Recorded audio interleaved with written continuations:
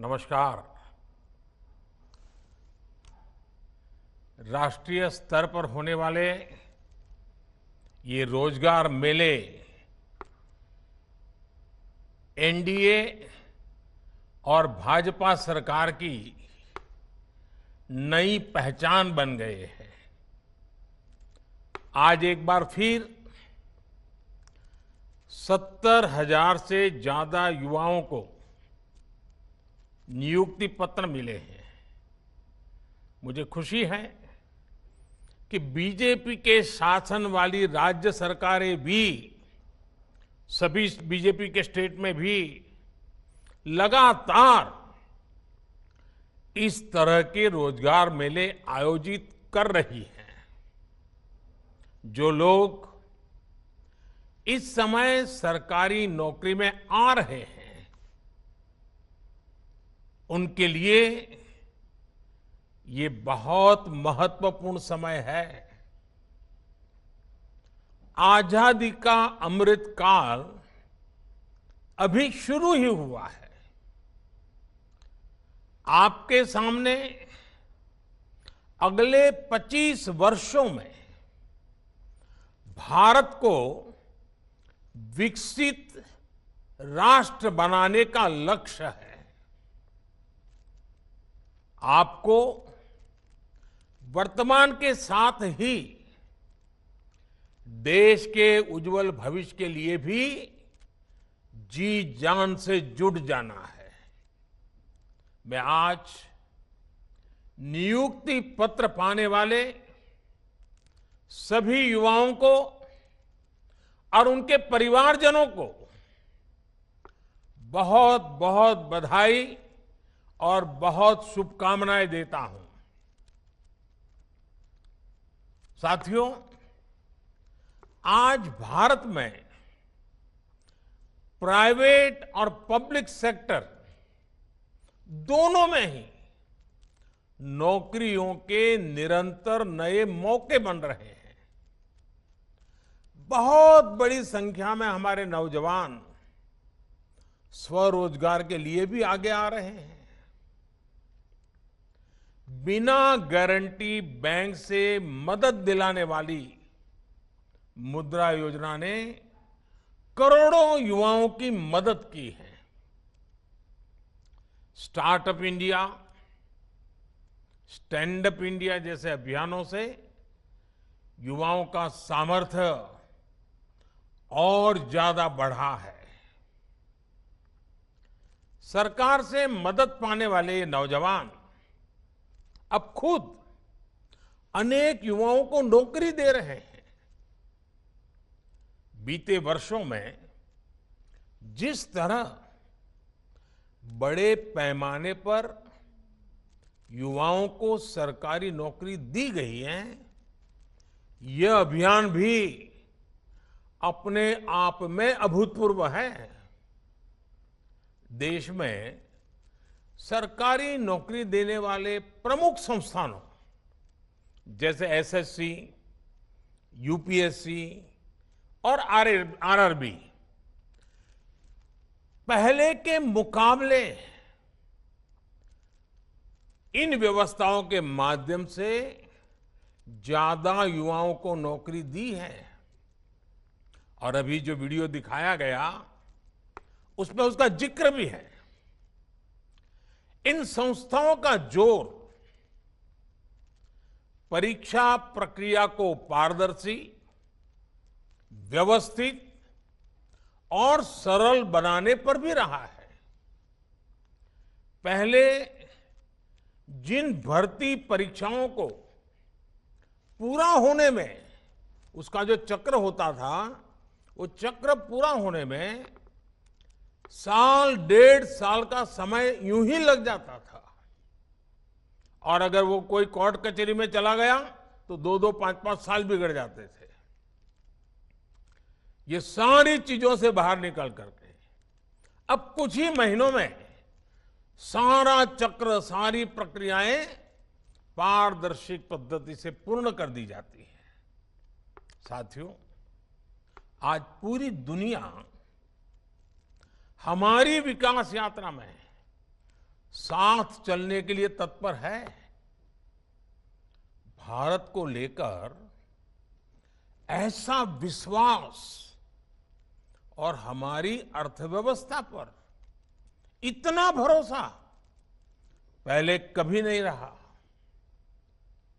आप जानते हैं, एक तरफ वैश्विक मंदी, कोरोना जैसी भयंकर वैश्विक महामारी, दूसरी तरफ युद्ध की वजह से वैश्विक सप्लाई चेन टूटना, कितनी कितनी कठिनाइयां दुनिया में दिखाई दे रही है। इन सब के बावजूद, और युवानों, मेरे युवा साथियों, इस बात को आप गौर कीजिए, इन सारी दिक्कतों के बावजूद भी भारत अपनी अर्थव्यवस्था को नई ऊंचाई पर ले जा रहा है।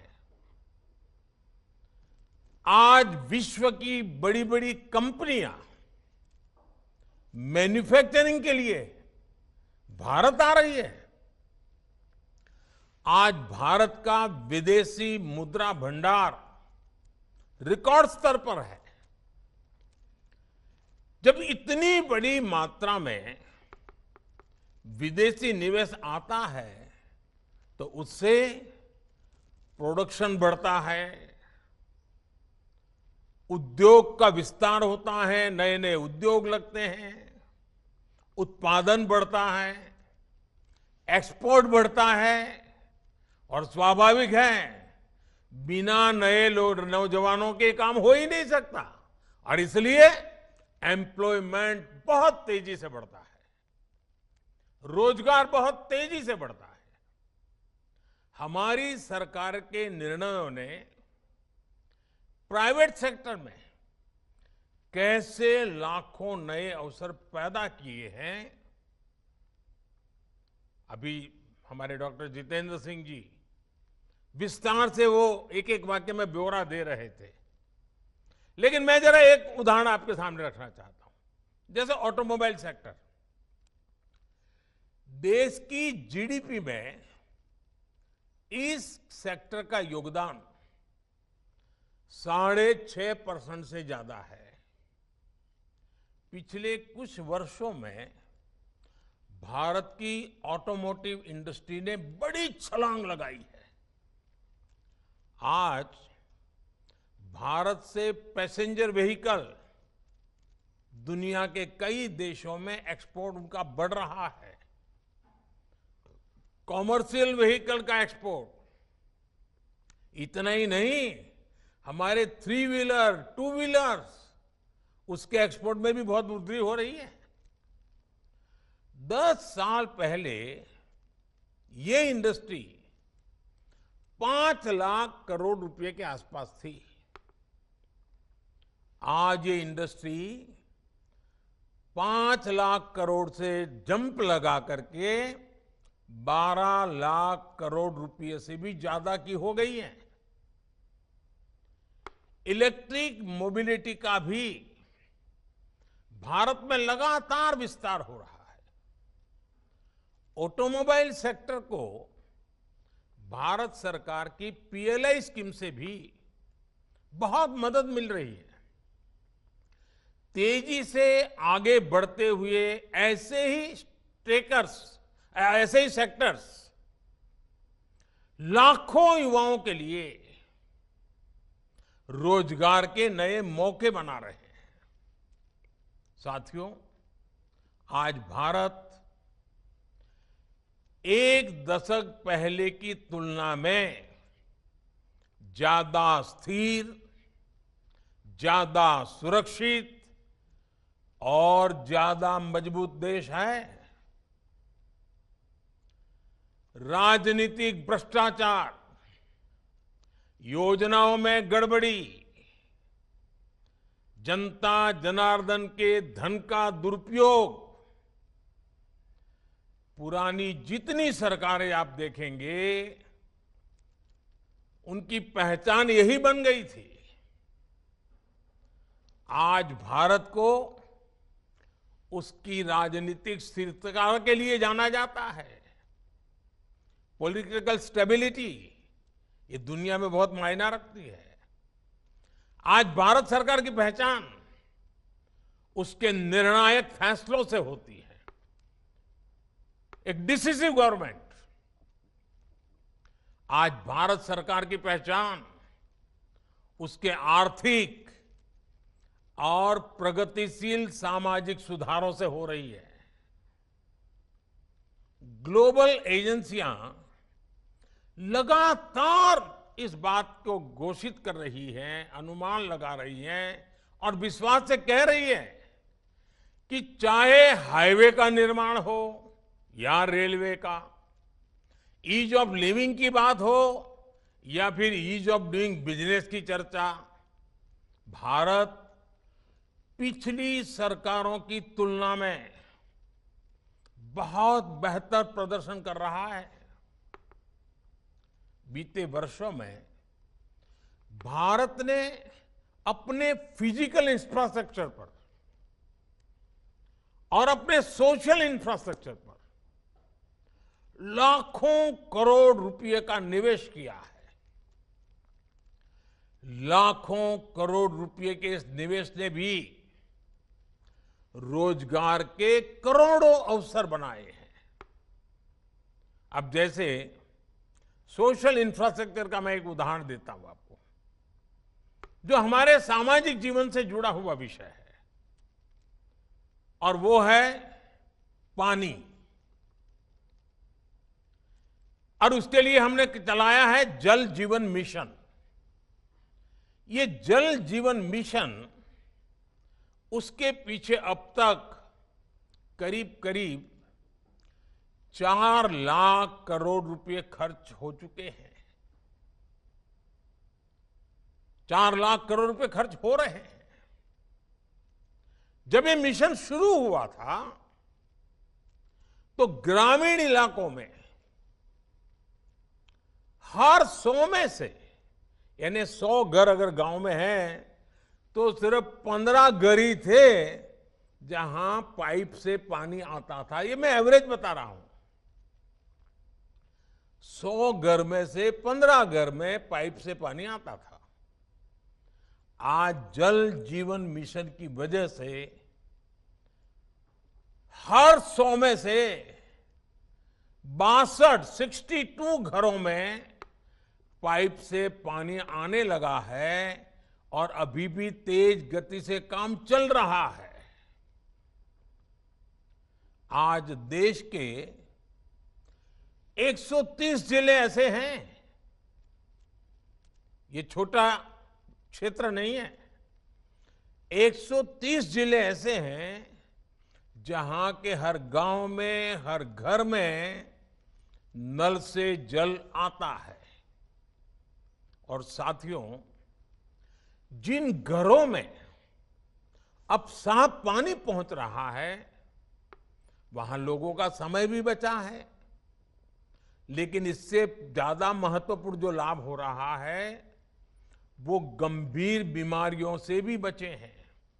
पीने का शुद्ध पानी आरोग्य के लिए बहुत बड़ी औषधि बन जाता है। एक स्टडी में सामने आया है कि जब हर घर पाइप से पानी पहुंचने लगा तो डायरिया से होने वाली 4 लाख मौत होने से बच गई। 4 लाख जिंदगियां बच गई। यानी जल जीवन मिशन 4 लाख लोगों का जीवन बचाएगा। ये स्टडी ये भी कहती है कि हर घर जल पहुंचने से देश के गरीबों के 8 लाख करोड़ रुपए से अधिक बचने वाले हैं। यानी गरीब के घर में पैसा बचने वाला है, मध्यम वर्ग के परिवार का पैसा बचने वाला है। ये पैसे वो पानी का इंतजाम करने में, पानी से होने वाली बीमारियों के इलाज में खर्च करना पड़ता था उनको। जल जीवन का एक और बड़ा लाभ ये भी होगा कि इससे महिलाओं का बहुत सारा समय भी बचेगा। इस रोजगार मेले में नौकरी पाने वाले आप सभी समझ सकते हैं कि सरकार की एक एक योजना का कितना बड़ा मल्टीप्लायर इफेक्ट होता है। जल जीवन मिशन का उदाहरण आपके सामने मैंने रखा है। ऐसे ही आप जब अब सरकारी व्यवस्था में आए हैं तो सरकार की हर योजना को, अपने विभाग के हर लक्ष्य को तेजी से प्राप्त करने के लिए पूरी मेहनत करेंगे। ये मेरा आपसे भरोसा भी है, अपेक्षा भी है। साथियों, देश में चल रहा ये रोजगार अभियान पारदर्शिता और सुशासन, गुड गवर्नेंस दोनों का ही प्रमाण है। हम सभी ने देखा है कि कैसे हमारे देश में परिवारवादी पॉलिटिकल पार्टियों ने हर व्यवस्था में भाई भतीजावाद को बढ़ावा दिया। जब सरकारी नौकरी की बात आती थी तो उसमें ये परिवारवादी पार्टियां भाई भतीजावाद, सिफारिश और भ्रष्टाचार को ही बढ़ावा देती थी। इन परिवारवादी पार्टियों ने देश के करोड़ों युवाओं के साथ विश्वासघात किया है। 2014 में हमारी सरकार बनने के बाद अब भर्ती परीक्षाओं में पारदर्शिता भी आई है और भाई भतीजावाद भी खत्म हो रहा है। केंद्र सरकार में ग्रुप सी और ग्रुप डी की भर्ती में इंटरव्यू समाप्त होने का लाभ लाखों युवाओं को हुआ है। एक तरफ हमारी सरकार के ये ईमानदार प्रयास है तो दूसरी तरफ, और ये बात मैं चाहता हूं मेरे नौजवान पूरा समझने का प्रयास करें, हकीकतों के आधार पर कुछ बातें आ रही है। दूसरी तरफ भाई भतीजावाद है। अभी आपने एक दो दिन पहले मीडिया में आई रिपोर्ट देखी होगी, अखबारों में, टीवी पे काफी कुछ देखने को मिला। एक राज्य की उसमें चर्चा है और चर्चा क्या है? एक राज्य में कैश फॉर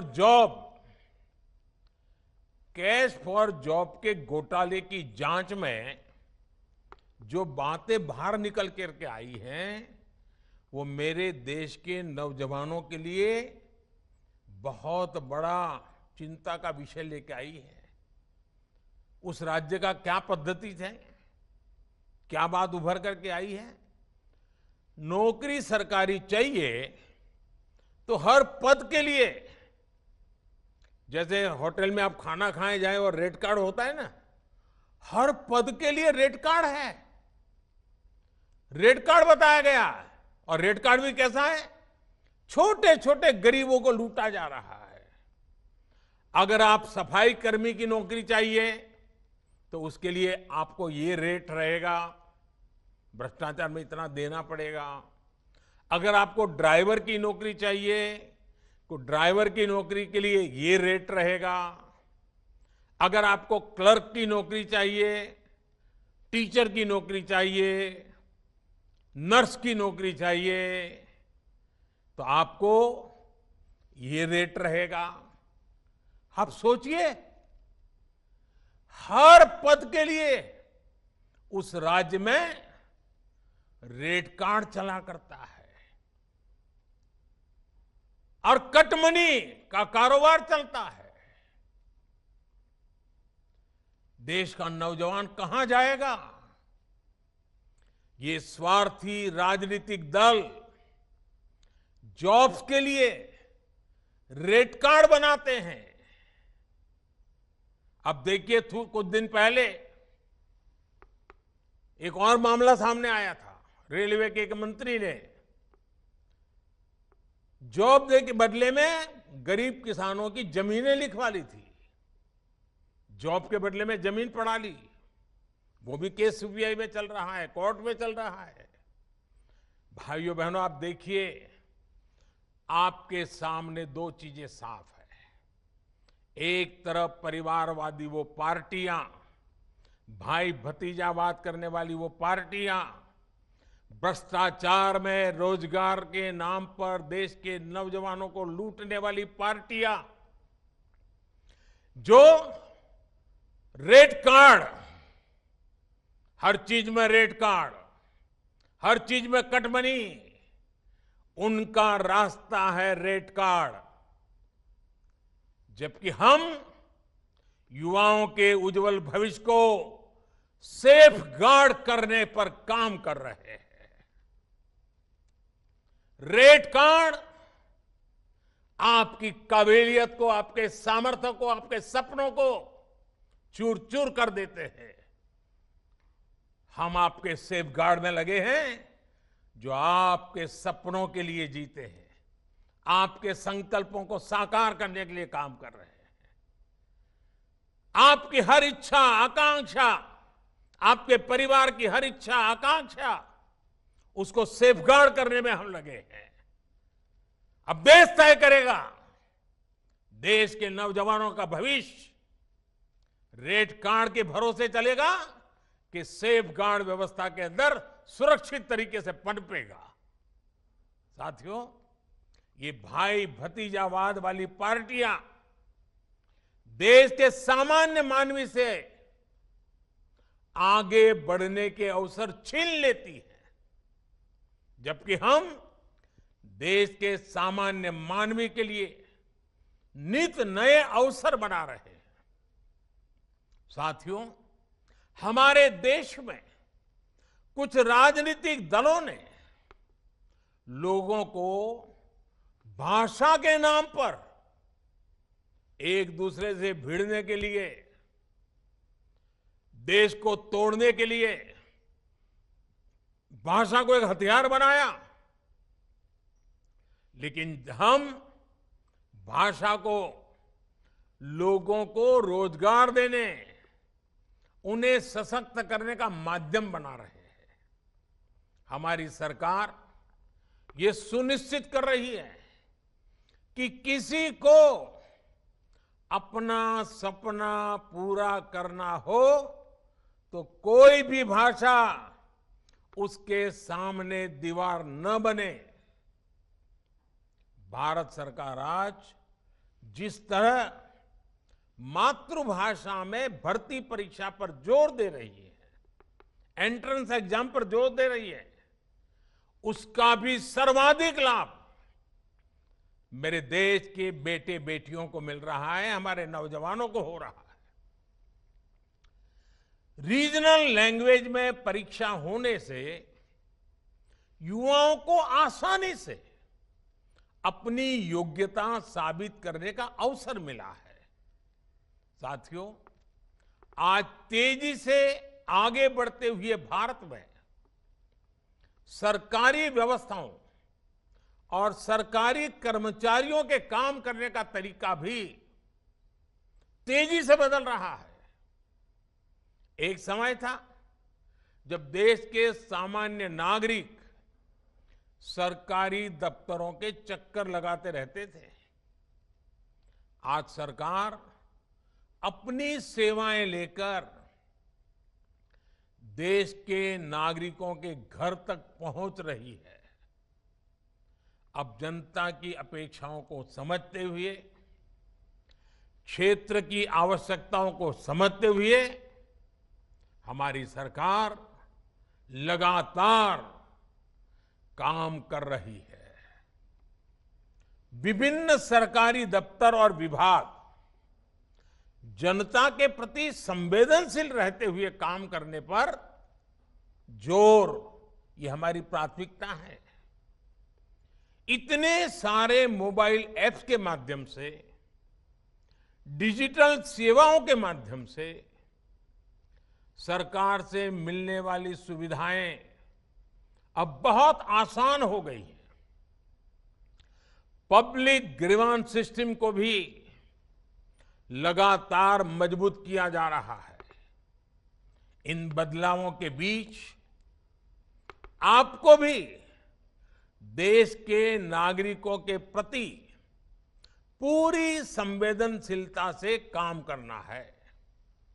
आपको इन सुधारों को और आगे बढ़ाना है और इन सब के साथ ही आप लगातार कुछ न कुछ नया सीखने की प्रवृत्ति को हमेशा बनाए रखिएगा। सरकार में प्रवेश ये जिंदगी का आखिरी मुकाम नहीं हो सकता है। आपको इससे भी आगे बढ़ना है और नई ऊंचाइयों को प्राप्त करना है। आपके जीवन के नए सपने, नए संकल्प, नया सामर्थ्य उभर करके आना चाहिए। और इसके लिए सरकार ने ऑनलाइन पोर्टल, ये ऑनलाइन पोर्टल जो है आई गॉड के माध्यम से नई सुविधा बनाई है। हाल ही में इसके यूजर्स की संख्या 10 लाख के आंकड़े को पार कर गई है। इस ऑनलाइन पोर्टल पर उपलब्ध कोर्सेज का आप पूरा फायदा उठाएं। आपको नौकरी में बहुत काम आएगा। आपको प्रगति करने के लिए नए रास्ते खुल जाएंगे। और मैं दोस्तों आपको यहां से आगे देखना चाहता हूं। आप भी आगे बढ़े, देश भी आगे बढ़े। ये 25 साल मेरे लिए आपकी प्रगति का भी है और हम सब के लिए देश की प्रगति का भी है। आइए अमृत काल के अगले 25 वर्षों की यात्रा में हम कंधे से कंधा मिलाकर मिलकर के विकसित भारत के संकल्प को साकार करने की दिशा में तेज गति से चल पड़े, आगे बढ़े। मैं एक बार फिर आपको और आपके परिवार को बहुत बहुत बधाई देता हूं। बहुत बहुत धन्यवाद।